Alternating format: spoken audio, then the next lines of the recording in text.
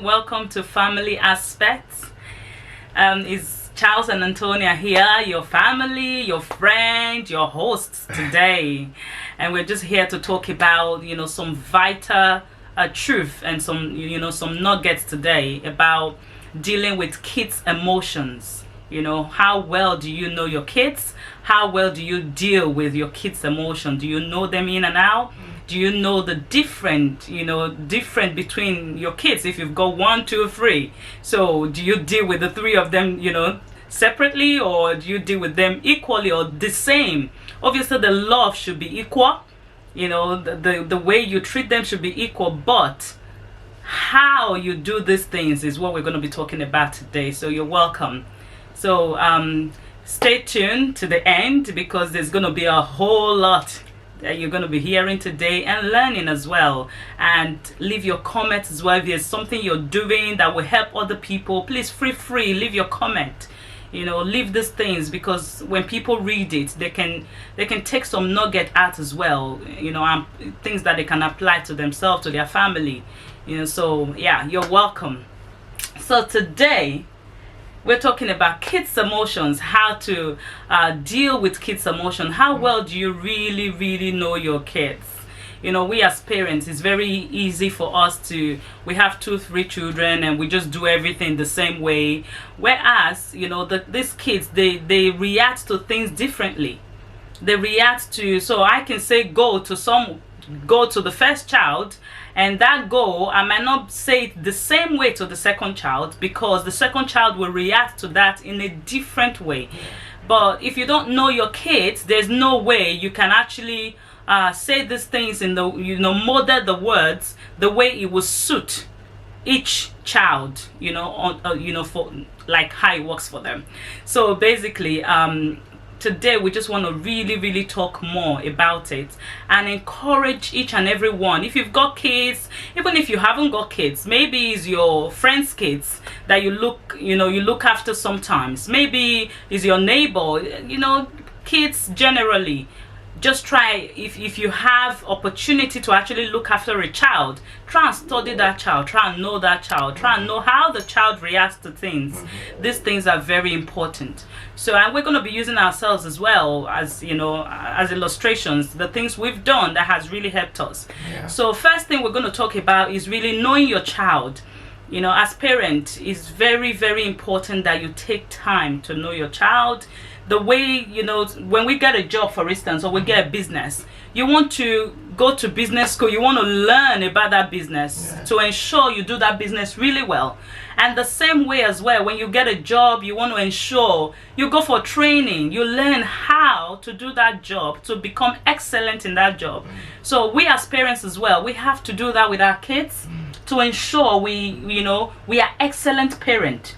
Obviously, that is a thing that we have to be working towards every day, but you've got to be taking that bold step. There are good books out there that you can read on how to deal with your kids' emotions. But first, you need to pay attention to your kids. Listen to your children. Listen to them. Don't always just rush off. Your child is trying to say daddy, trying to tell you something, but you're always like, can you not see I'm busy? Can you not see I need to go somewhere? Can you not see I'm rushing, I'm doing this? Then you've shut that child in. You don't want to do that. Be there, be available to answer your kids' question. I understand in this Western world, we work so much, whereby our kids are suffering emotionally. They're suffering emotionally. You see the kids on the streets today. It's not because they made the choice to be on the street, but because of a lot of them lack parental guidance. A lot of them lack, their parents being there for them. They wanted to speak to you. They wanted to talk to you about the things that were hurting them, about these decisions to even be on the street in the first place. But because we as parents are never available to talk to, these kids, they go talk to the wrong people. They give them the wrong advice and they end up the wrong way. And it's easy to blame them, but these things start from when they are really young. They suffer with a lot of emotions. You as parents, we as mothers, as fathers, how do we deal with each other at home? These things are very important, because these kids they are watching. They are watching and they are grasping a lot of things in. So they are learning a lot of things, how we talk to each other. How much do you compare your child with someone else's child? These things damage children emotionally a lot. And we as parents, we don't know that. So we're just encouraging you today to please take these things into consideration. Yeah. And sure, don't compare your child with someone else's child, because someone else's child, that's their child. And that child has a different emotions, has different way of reacting to things, take things in differently. So these things are very, very important, that you don't compare your child with Mr. A's child or Mr. B's child. It's just like in marriage as well. Yeah. You don't compare your husband. I can't compare my wonderful husband here with someone else's husband. No. Neither will I expect my husband to compare me with someone else's wife. It's not possible, because I am me. I am one of me. There is no two of me in this whole world. So I cannot be someone else. So whereby we're comparing our children to be like someone else's child, it becomes something, that the child is struggling. The child is fighting. He wants to make you proud. Yeah, he wants to make you proud. So because he wants to make you proud, or she wants to make you proud, she's working so hard to be like that other person. And because it's not their destiny, they're just trying to be someone else's and live someone else's destiny. It becomes a struggle, a big struggle. It's amazing what parents are going through, and children as well. But in reality, what we're saying here is something that I think we have to take seriously, because we have two boys. Now, it may not be the same with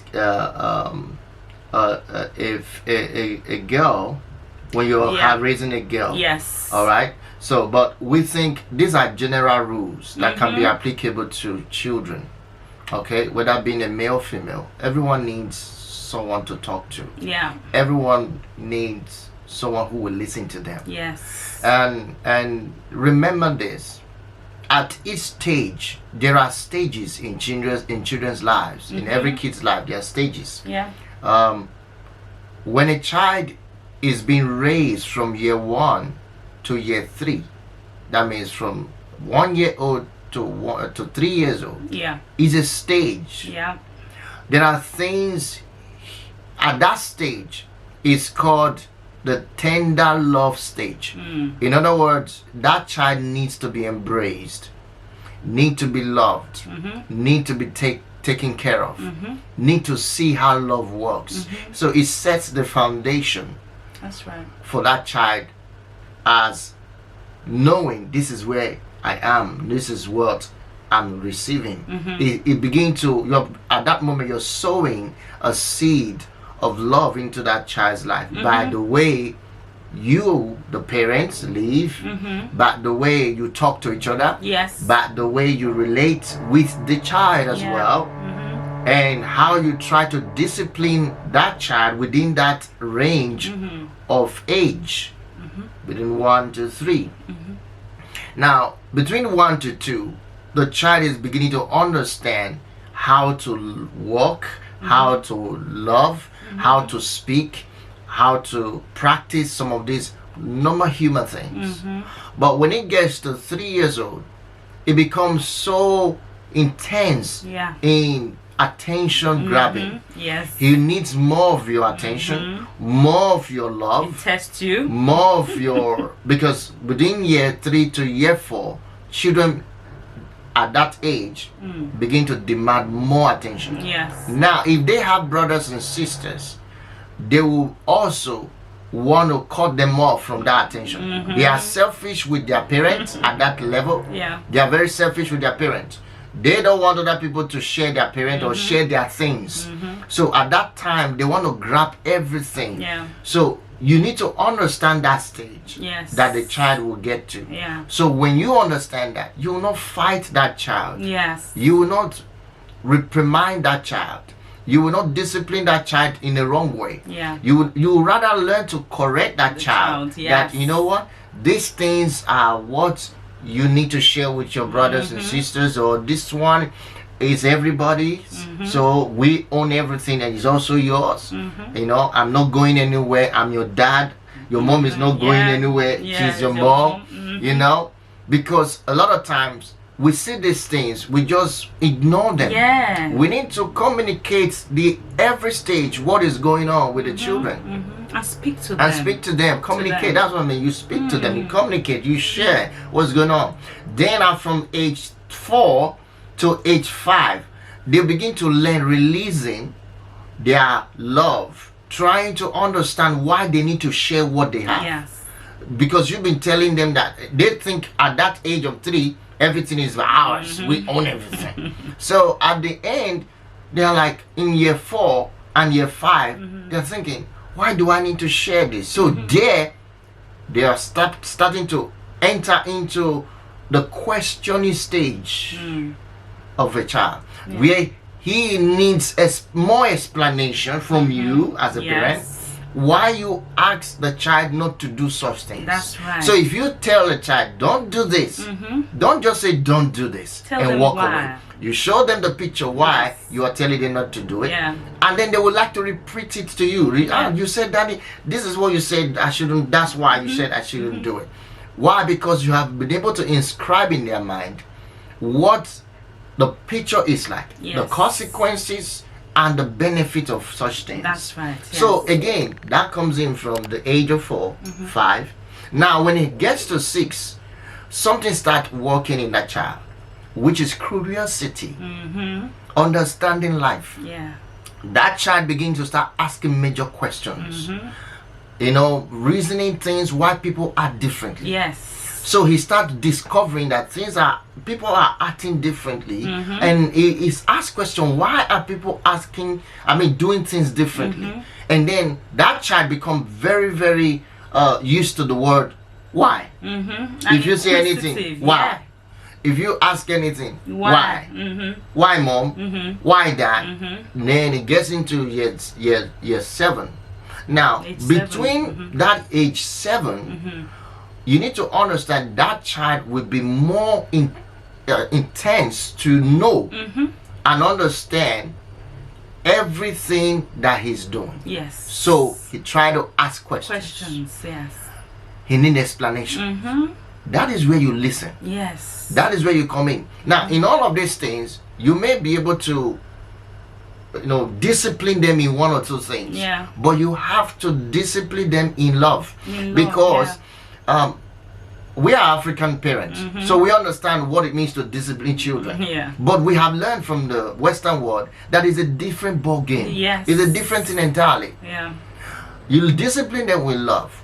You speak to them. First of all, words are very important in disciplining children.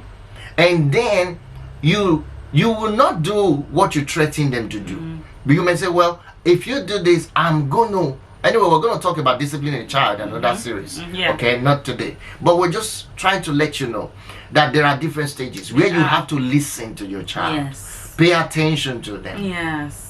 In different stages. It's very important. You pay attention in different stages. Within that year old, especially from 6 months old to the 7th year of that child, is a learning stage. Yes. There's so many things a parent need to inculcate in that child. Because their brain is functioning so fast. Yeah. And their brain is, they are discovering themselves.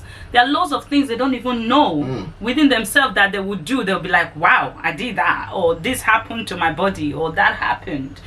So these kids are knowing themselves. If you're just, as parents, they're asking you questions, say, you talk too much. You ask too many questions. What you're doing to that child, you're shutting that child up. And as you're shutting the child up, that question, you're just shutting the child up in your home. The child will still go ask the question out there. And that's where they get the wrong answer. Because someone that don't know them would just give them any answer, maybe of something that works for them or, has worked for someone else that they heard somewhere. And this child start learning what you call bad habits. and they come home and say something to them, say to you, I'm not doing that, because you haven't given them attention. You haven't given them that time that they needed. They wanted to talk to you. Sometimes in the evenings, after we do our studies, or even before we do our studies in the evening, we spend time together as family. We encourage parents to do that. Spend time with your kids as often as possible. Spend time with them. It's not the time you spend with them, daddy's on the phone, mommy's on the phone, the kids are on their iPad or watching something. That's good sometimes, maybe you're just watching a movie together or so. But this time is called quality family time. You should ensure you have it as often as possible, where you talk to each and every child of yours. If you have one, spend quality time with that one. Know how they feel. Talk to them. Let them open up to you. How was school today? Let them tell you about their friends in school, about their teacher. What do they not like? What do they like in their school? Every day as your child goes to school or goes to nursery, or whether it's uni, wherever they go to, they learn something. They bring that thing home.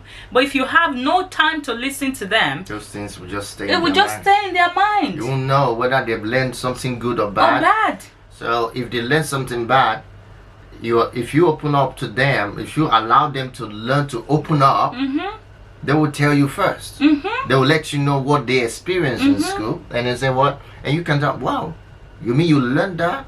And then that's where you come in as a parent to say, no, that is not right. This is why. This is why. Exactly. That is right. This is why. This is why. And then it's, oh, really? I thought. Then he will start saying, I thought this was. I thought, oh, and now I see. So again, that is your role as a parent. If you will pay attention, just pay attention to your kids. It's very important. There's so much we can say about this, because in fact we will spend hours to talk about this if we have to break it down. But we just wanted to use this video to encourage parents out there and who are kids. Start listening to your children. Please start listening. They have so a lot much of things they want to tell you. I'm telling you, pay from our attention experience, to them. They have so much to tell we you. know they have so much to say. There's so much in their mind. There's so much in their mind, that so much decisions that they want to make. They want you in that decision. They want you to, they want to see if it's the right decision or not. Obviously, if your kids are very grown, maybe they are 18 or 19, you might say, oh, let them make their decision. But they still need you. You're a parent. Parenting does not stop. You're a parent. They still need you to help them, to guide them. And most importantly, pray for your kids.